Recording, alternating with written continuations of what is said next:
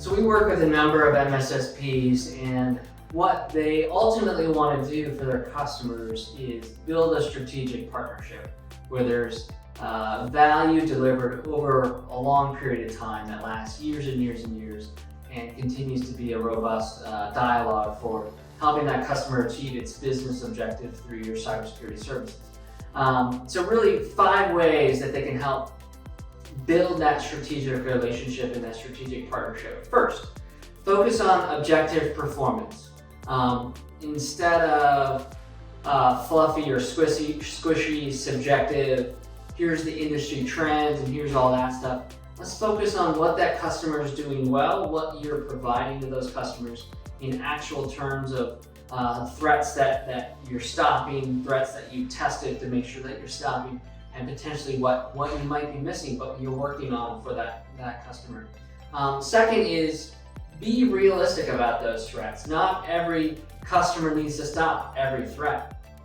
Likewise, not every technical stack or solution is going to stop every threat. So it's important to be realistic and upfront about that to make sure that you're not over-promising and under-delivering, right? It takes 10 attaboys to cancel out one oops, right? So you gotta make sure you limit that. But the best way to limit it is to make sure you're talking about it up front and being proactive about it. Next is don't sit on bad news, right? So if there's something that got messed up or something that was missed, that can happen. But it's important not to sweep it up under the rug, and they'll really, at the end of the day, appreciate it more if you come to them to say, hey, there's this threat that we're not catching, we're understanding how it works, how we can help you stop and detect this threat and really get better. Here's our timeline, here's our really action plan for catching this threat in a timely manner. And then next, fourth is show, but don't just tell them they have room for improvement, right? Let's say you have a solution that only covers this part of their organization, and there's this whole other part of the organization that you don't have responsibility for. But you know there might be bad things over there. It's important not to just say, hey, we'd like to cover this area too. It's important to say, hey, let us do an assessment free of charge, or let us show you where we're seeing threats happening within this area that you could be concerned about, and then make that a part of the conversation ongoing. You don't want to make it a salesy or a pressure-filled situation, but you want to be, again, upfront. This part of the organization that you're not covering has risks and threats against the part that you are covering. So you don't want to get blamed for something. We see this happen a lot where MSSPs will get blamed for something that they weren't able to monitor. They weren't under contract to provide services for. But since they're performing over here, they're kind of the scapegoat for that situation.